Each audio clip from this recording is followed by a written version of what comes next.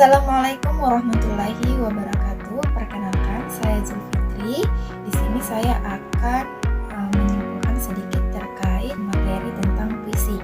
Puisi ini merupakan bentuk karya sastra yang menggunakan bahasa yang padat dan juga memiliki unsur estetika. Nah, unsur estetika dari puisi ini seperti rima, ritma, serta struktur bait.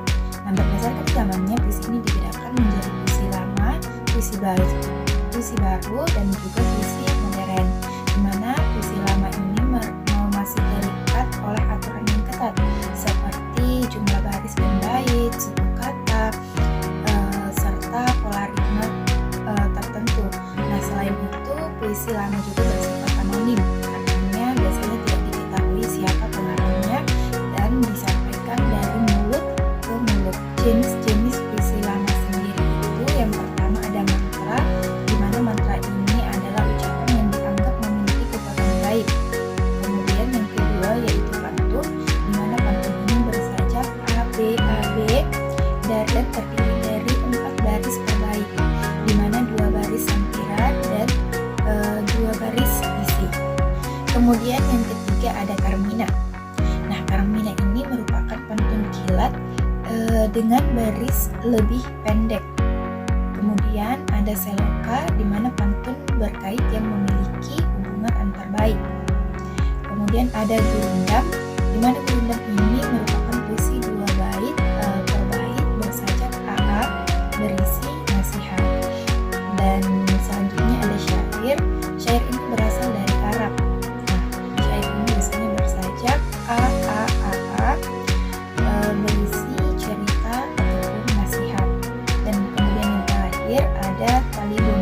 Talibun ini merupakan pantun dengan jumlah baris 6, 8 atau 10 dalam tiap baitnya. Selanjutnya puisi baru. Puisi ini lebih bebas dibandingkan dari puisi lama, baik dari jumlah baris, suku kata maupun pola rima.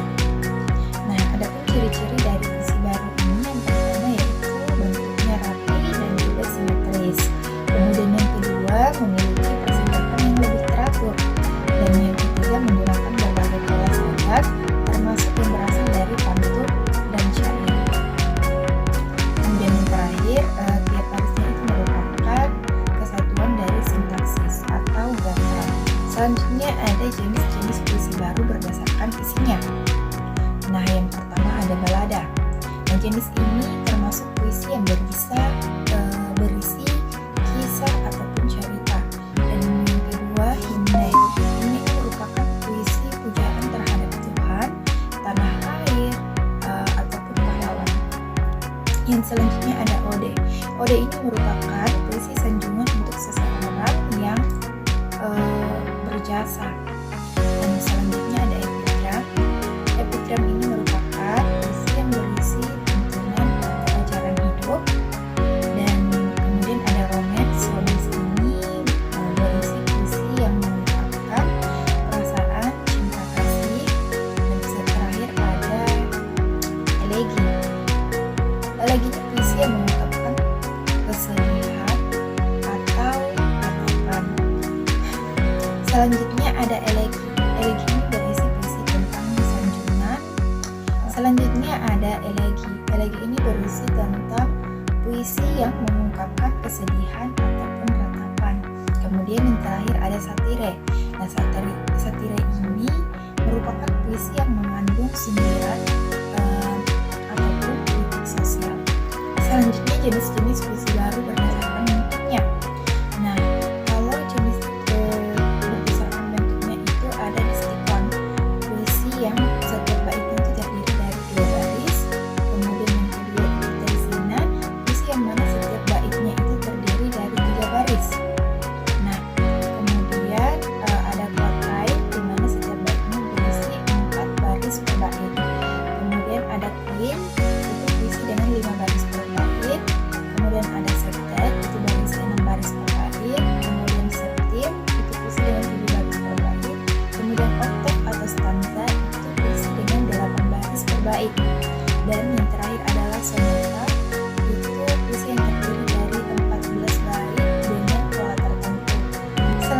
ada puisi modern.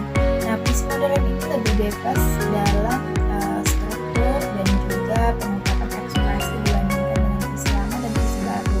Nah, puisi ini mulai berkembang pada masa pujangga baru dan kemudian semakin dipopulerkan oleh angkatan 45, terutama oleh Chairil Anwar. Nah, ciri-ciri puisi modern itu yang pertama, tidak terikat aturan jumlah, baris atau bait. Nah, kemudian yang kedua, mengutamakan kebebasan ekspresi penyair. Kemudian yang ketiga, mengungkapkan bahasa yang lebih lugas dan simbolik. Dan selanjutnya itu memiliki makna yang lebih dalam dan bisa bersifat subjektif. Fungsi puisi pada puisi modern itu yang pertama ada fungsi emotif, di mana fungsi emotif ini mengekspresikan perasaan penyair. Selanjutnya yang kedua ada fungsi referensial, di mana fungsi referensial ini menggambarkan peristiwa ataupun objek tertentu. Selanjutnya yang ketiga ada fungsi politik, di mana fungsi politik ini mengandung makna simbolik dan juga politik sosial. Selanjutnya ada fungsi praktis, di mana dia menciptakan hubungan emosional dengan pembaca. Kemudian yang terakhir fungsi konatif. Fungsi konatif ini memberikan dorongan atau ajakan kepada pembaca. Kemudian ada juga langkah dalam memahami puisi. Nah, langkah-langkah dalam memahami puisi itu yang pertama, membaca puisi secara berulang. Nah, kemudian yang kedua, memahami arti kata secara lugas dan juga simbolik. Kemudian selanjutnya menyimpulkan makna dan amanat puisi. Dan selanjutnya untuk bagaimana kita dapat memahami puisi, tentunya secara